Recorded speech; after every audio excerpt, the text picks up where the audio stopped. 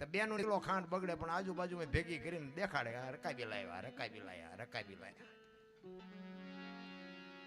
એ ઘર બનાવ્યું તે બધું દેખાડવા માંડ્યા કે જો એમ કેવું સુંદર મજાનું ઘર બનાવ્યું, આમાં હુવાનું, આમાં રાંધવાનું, અહીંયા અનાજ મૂકવાનું, આ ફલાણું ઢીકડું બધું દેખાડ્યું. તમારે છોકરા મોટા થઈ ગયા, તમારે નથી કે મકાન બનાવવા? આપણા બહેરા તો સારા જ હોય પણ બીજા પંપ મારે ને અહીંયા ડખા ઊભા થાય. અને હમણાં અઠવાડિયા અમારે વંટોળિયો સેડ્યો હતો ને, એ તો કલાક 2 કલાક રહીને ઓલાઈ ગયો, પણ ઘરમાંથી જે વંટોળિયા ઊભા થાય છે ને એ નથી ઓલાતા એકદમ. ઘરના વંટોળિયા બાપુ છે ને અમુક અમુક તો કીધાની વાત જ નથી. ઈ પાર્વતી માએ કીધું કે હા અમે તો કઈ મકાનનું વિચાર્યું જ નથી તારું, આ તો મકાન સુંદર મજાનું બનાવ્યું તમે. અને ઘરે જઈને પછી ભોળાનાથને વાત કરી ઈ કે આપણે મકાન નથી બનાવવું. ભોળાનાથ વિચાર કરવા મળ્યા કે આને અત્યાર સુધી જિંદગીમાં મકાનનું યાદ જ નહોતું ને આને વળી કોને કીધું. એ કે ત્યાં બેહવા ગયા હતા, કે આ વિષ્ણુ ભગવાનને કેવા સુંદર મજાના હતા. એમને નક્કી થઈ ગયું કે આ અહીંયાથી ચાર્જિંગ થયું. હા એ કે મકાન તો બનાવી પણ કે આપણી પાસે પૈસા છે ને. ભોળાનાથને ખીસું જ નહોતું, પૈસા જાય થોડું. એટલે કે કામ કરો, એક ભભૂતિ હું તમને આપું અને ભભૂતિ વિષ્ણુ ભગવાન પાસે જાઓ અને વિષ્ણુ ભગવાનને કહો કે ભભૂતિની ભારો પર થોડું હોનું આપે. એના પૈસા લઈને મકાન બનાવી ભભૂતિ આપી અને પાર્વતીમાં જાય છે. એટલે પાર્વતીમાં કીધું આટલી ભભૂતિ જ દે. એ કે પણ આટલી તો લઈ જાઓ પછી કઈ કરશું. વિષ્ણુ ભગવાને કીધું કે આ ભોળાનાથે આપી છે ને આના ભારોભાર અમને હોનું આપો. તો કે આટલું જ કે હા કે અત્યારે આટલું આપો ને. હવે ભોળાનાથની ભભૂતિ મૂકી બાપુ એ ઊંચી થાય. વિષ્ણુ ભગવાન હોનાના ઢગલા મીડા કરવાના, આમ ગાડા મીડા જવા ફરી ફરીને ભોળાનાથના ઘરે હોનાના ઢગલા થયા. ભોળાનાથ કહેવાય એટલું બધું હોનું છે ને ઈંટું પાણાની શું માથાકૂટ કરી, હોનાનું જ બનાવી નાખીને કે શું હોનાનું બનાવ્યું. અને તેથી આ રાવણ છે ને હારામાં હારો વિદ્વાનમાં વિદ્વાન બ્રાહ્મણ રાવણ, એને વાસ્તુ પૂજન કરવા બોલાવ્યો. વાસ્તુ પૂજન કર્યું ને પછી ભોળાનાથ પાર્વતીને કહે છે કે આ ભૂદેવને શું આપણે દક્ષિણામાં આપશું. એ કે એને રાજી કરી દો, જે માગે કે જો જે માગે એ આપીશો, વાંયથી પછી ડખો ન કરતા. એ માગ છે ને હું આપી દેજો, પછી વાંય દેખાડો ના ના કે એને રાજી કરી દો. આ સુંદર મજાનું આપણે મકાન બન્યું. ભોળાનાથ ગયા કે બોલો ભૂદેવ શું આપું. કે પ્રભુ તમારે જે આપવું. ના ના એ કે તમે માગો એ આપું છે. કે બાબા પ્રભુ આવું એક મકાન મને બનાવી દો ને. તો કે તથાસ્તુ આ તારું. ભોળાનાથ આવ્યા પાર્વતી માં પાસે કે હાલો કે જૈનભાઈ કે મહણિયામાં. એ કે કેમ કે આ ભૂદેવને આપી દીધું મકાન. એ કે શું કામ આપી. કે દેકારો ન કરશો, તમને પૂછીને ગયો તો. હવે એ કકડાટ ન કરાય, આપણે ઘરની વાત ઘરમાં રખાય. એટલે માય વિચાર કરવા માંડ્યા ખરેખર મને પૂછ્યું તું, મેં જ કીધું તું જે માગે મકાન માગ્યું ને આપી દીધું, એમાં ભોળાનાથનો વાંક નથી. અને પછી માં પાર્વતી બાપુ રાવણ પાસે જઈને કીધું ભૂદેવ ભૂદેવ મેં માન મકાન બનાવરાયું તમે લઈ લીધું ને. પણ કાંઈ વાંધો નહીં, પણ ઈ મકાનને જો એક દી ભડકે ન બાળું તો હું શક્તિ નહીં. તમારે લખવું અહીંયા લખી લેજો, એક દી મારે અહીંયા આવવાનું છે માં ભગવતીને, એટલે અહીંયા જવું પડ્યું. આ પ્રોગ્રામ તો બાપુ માએ બનાવેલો જ હતો બેટા આવું છે.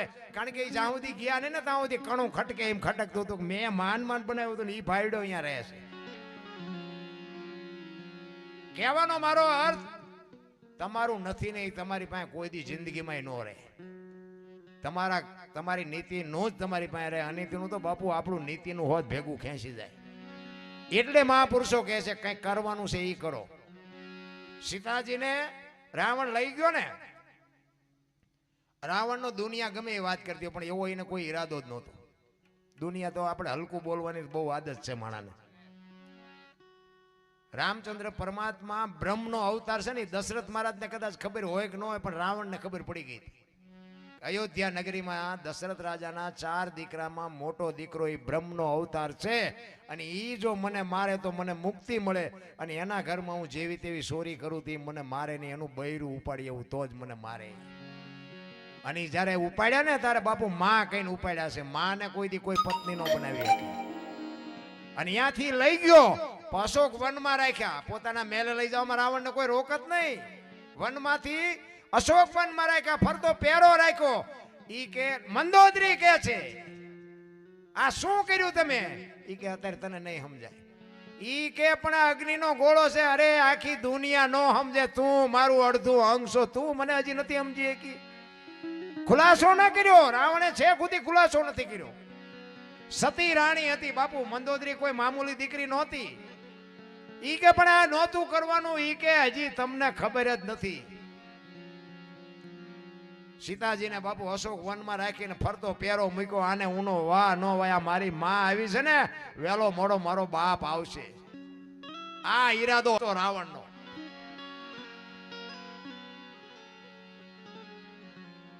બાકી તો બધાએ ઊંધું ચિતરી નાખ્યું છે એટલું તો મારી પાસે. રામાયણ તો રામાયણ છે મારા રામ. રામાયણ તમે એક ઘરમાં તમે નાનું મોટું પુસ્તક રાખો ને બાપુ, અજુક તો કોઈ દી પ્રસંગ ન બને. રામાયણ ની એટલી તાકાત છે રામ. પણ મારે અને તમારે રામાયણના જે રસ્તે આપણે હાલીને તો જ બાપુ રામાયણનો અનુભવ થાય. કહેવાનો મારો મિનિંગ કે રામ જે આપણે બાપનું, દશરથ મહારાજનું રામ માનતો, તેમાં આપણે જો આપણા બાપનું જો ન માનતા હોય તો રામાયણનો કોઈ મતલબ નથી ભાઈ.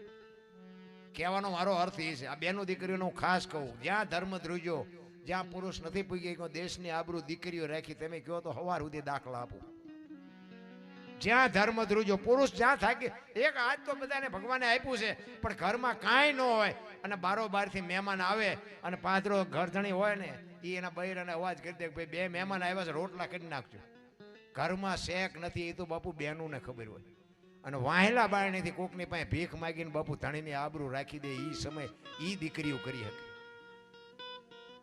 જ્યાં ધર્મ સગાડ છે આ બાપુ, જંગાવતી નો તો કોઈ ઓળખત નહીં. જેટલા સફળ પુરુષો છે ને એમાં એક એક માનો હાથ છે. જલારામ ને વીરબાઈ નો હોત તો કોઈ નો ઓળખત. જબુમાં નો હોત તો સવારામ બાપાને કોઈ ઓળખત નહીં. અમરમાં નો હોત ને તો દેવીદાસ બાપુ ને કોઈ ઓળખત નહીં. તારામતી નો હોત ને તો હરિચંદ્ર ને કોઈ ઓળખત નહીં. એક એક સફળ પુરુષની વાંહે બાપુ એક એક ભગવતીના હાથ છે.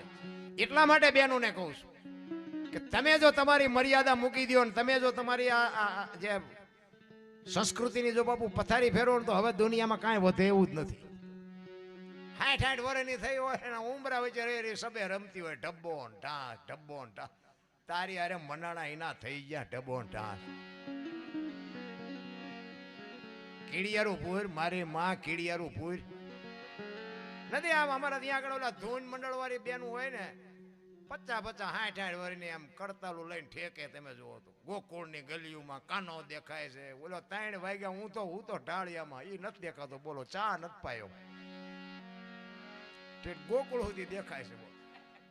આ ઢાળિયામાં હા હું તો પીડ્યો છે ચા ની રાહે, કે આમની ધૂન ચારે પતે, ચારે હું ચા ભેગો થઉં.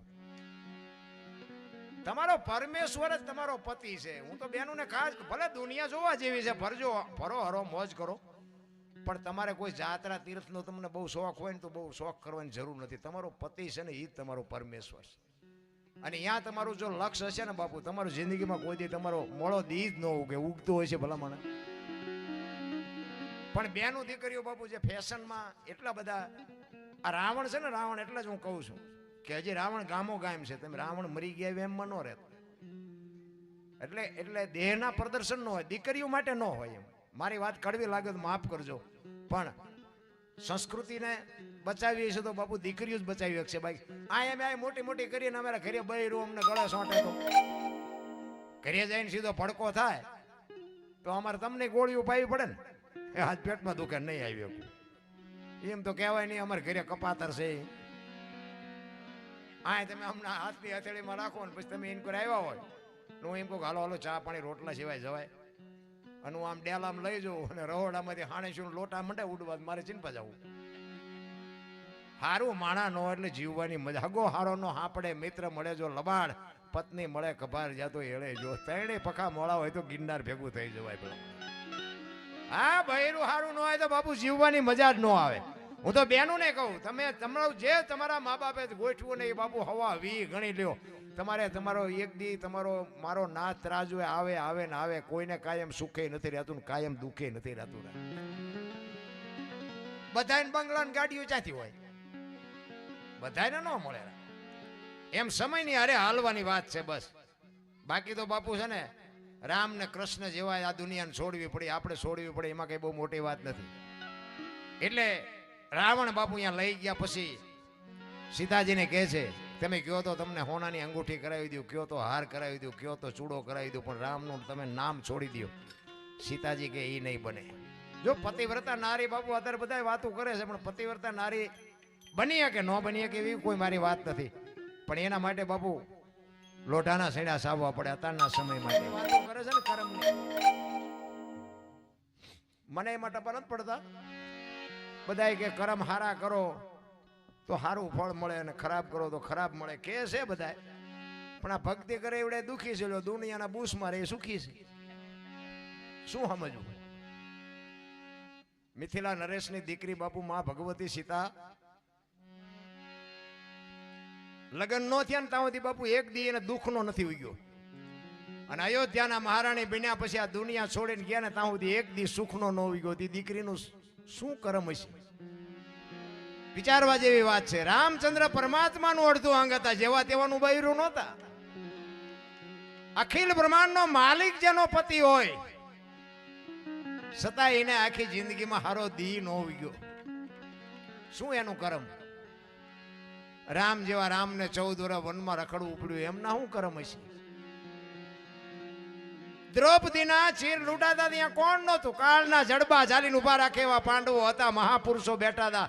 એ કઈ અત્યારે મોઢું નોકરી કઈ દીકરીનો શું ગુનો હતો આખી દુનિયાને ખબર છે. શું એનું કરમ? શું